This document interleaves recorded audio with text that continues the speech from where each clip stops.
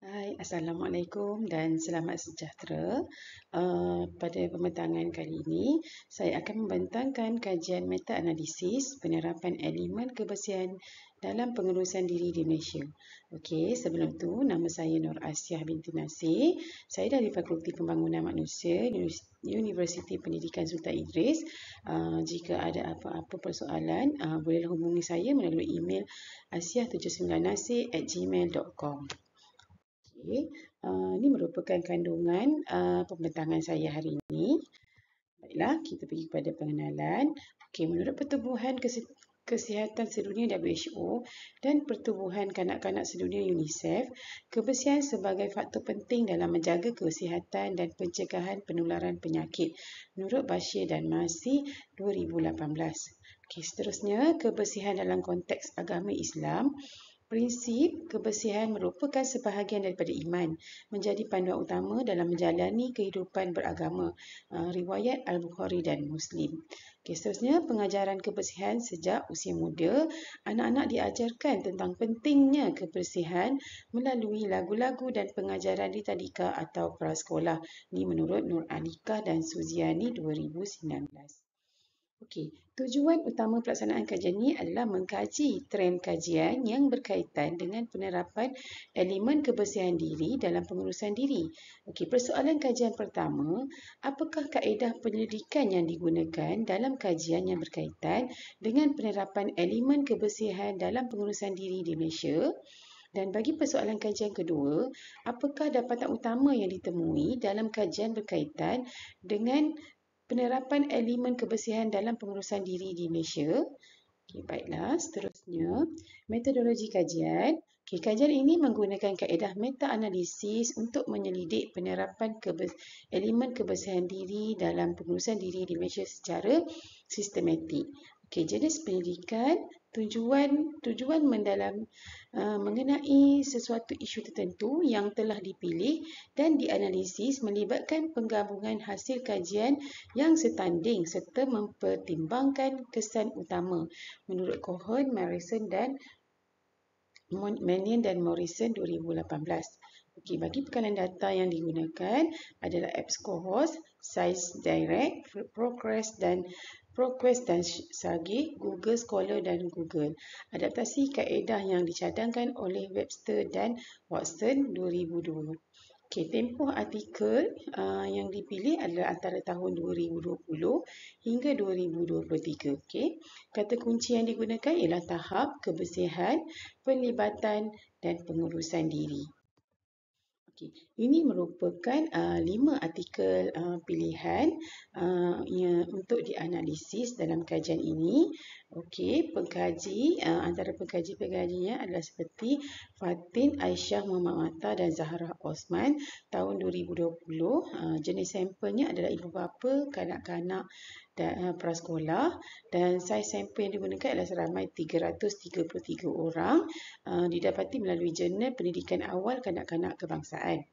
Okey, seterusnya yang kedua, Hasan Albana Muhammad, Nur Ashikin Sahul Hamid, Rogis Becker, Siti Nurhafizah, Saliza Ramli dan Haji Muhammad Muntaha Haji Saleh tahun 2022, dan jenis sampel yang digunakan adalah pelajar IPTA dan saiz sampel seramai 290 orang, dan persidangan antarabangsa sains sosial dan kemanusiaan ketujuh. Okey, seterusnya yang ketiga, artikel dari Nur Ashikin Aziz dan Elias Abdul Aziz, Faizah Sahbudin, Muhammad Gaddafi Syari 2021, dan jenis sampel yang digunakan adalah pelajar politeknik seramai 100 orang. Didapati melalui Jurnal Kejuruteraan Teknologi dan Sains Sosial Volume 7, Isu 2, Special Issue NASCO.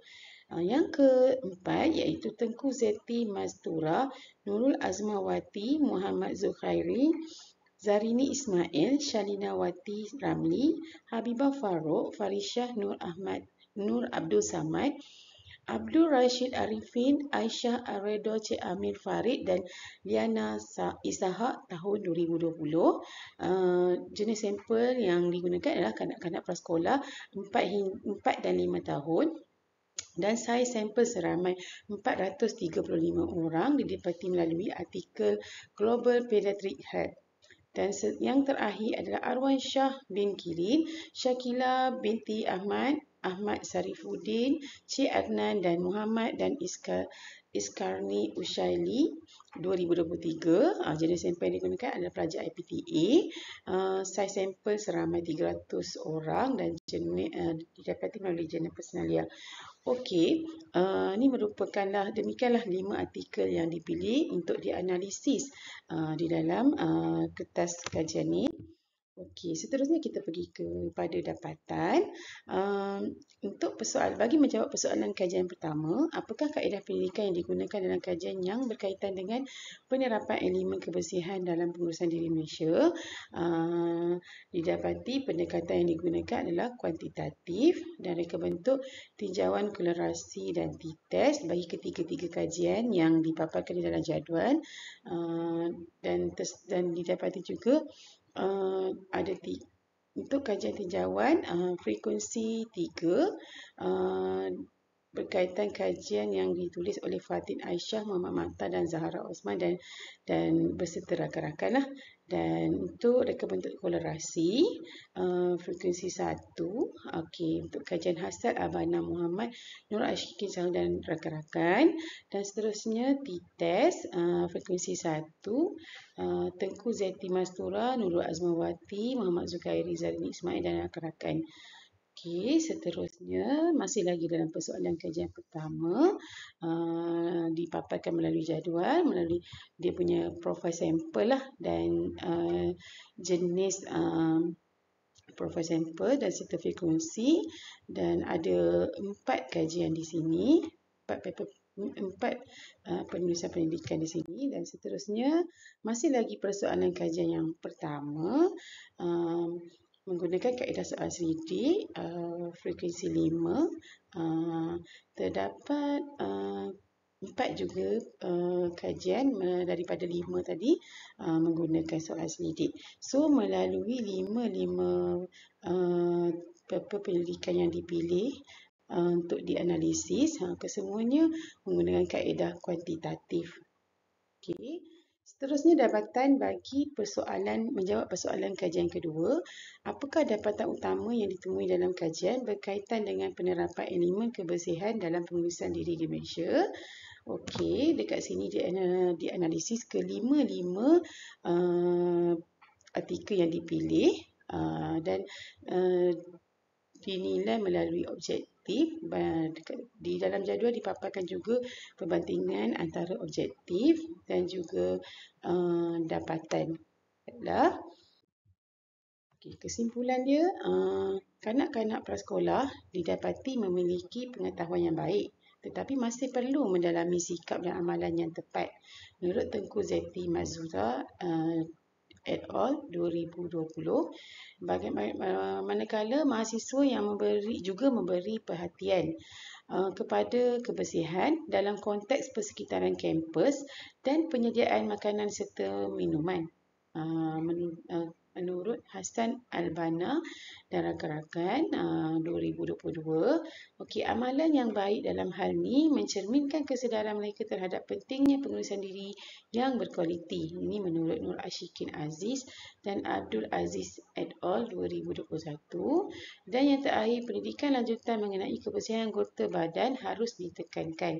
Menurut Fatin Aisyah et al. 2020. Ini merupakan rujukan yang digunakan. Seterusnya, terima kasih. Jumpa lagi insya-Allah.